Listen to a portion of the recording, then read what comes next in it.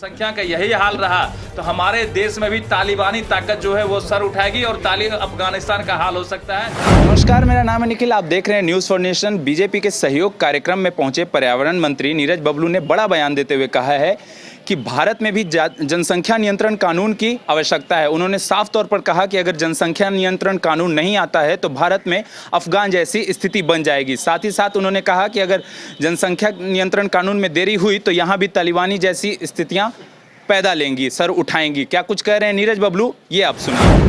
जिनको पसंद है वो अपना काम कर रहे हैं। मेरा मानना है कि जातीय जनगणना से पहले इस राज्य में, इस देश में जनसंख्या विस्फोट हुआ है और जनसंख्या नियंत्रण कानून इस देश में बनना चाहिए। उसके बाद कोई और जातीय जनगणना होता रहे, कोई दिक्कत नहीं। पहले जनसंख्या नियंत्रण तो करे। पहले ये धरती जो है ना, ये जनसंख्या के लोड से दबा जा रहा है। हमारा देश का जो क्षेत्रफल है और जितनी जनसंख्या है उसमें हमारा देश दबा जा रहा है जनसंख्या के भार से। कोई विकास का काम संभव नहीं है अगर यही रफ्तार जनसंख्या का रहा। और मैं तो यहाँ तक कहना चाहता हूँ कि अगर जनसंख्या का यही हाल रहा तो हमारे देश में भी तालिबानी ताकत जो है वो सर उठाएगी और अफगानिस्तान का हाल हो सकता है। इसलिए सबसे पहले जनसंख्या नियंत्रण कानून बने, उसके बाद जो जनगणना करना करते रहे, हमें कोई आपत्ति नहीं। सर, एक और सवाल है सर।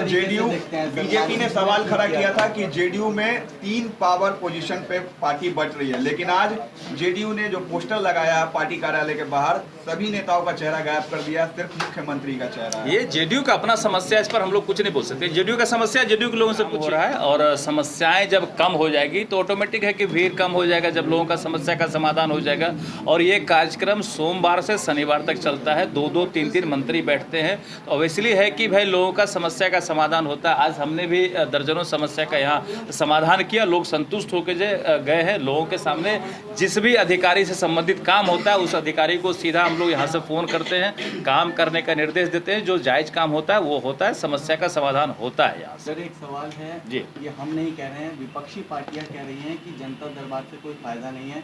मुख्यमंत्री ने इससे पहले भी जनता दरबार लगाया और उसको देख के अब जो सत्ताधार पार्टियां हैं, ये काम विपक्षी कैसे जानते? विपक्षी से सवाल करिए कि क्या आप जनता दरबार में गए कोई किसी काम को लेकर के?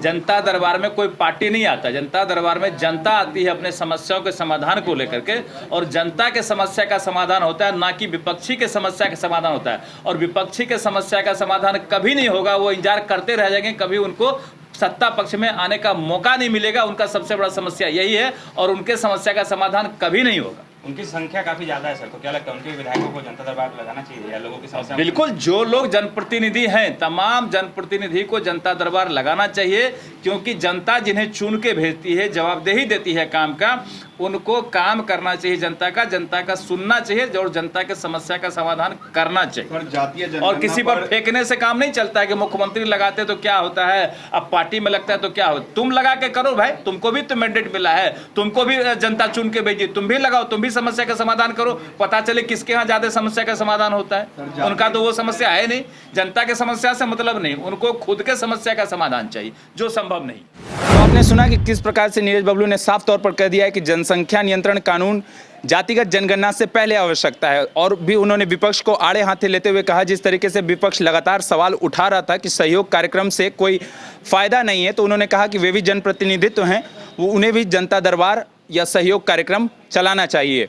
और भी अपडेट्स देंगे, बने रहिए न्यूज़ फॉर नेशन के साथ। धन्यवाद।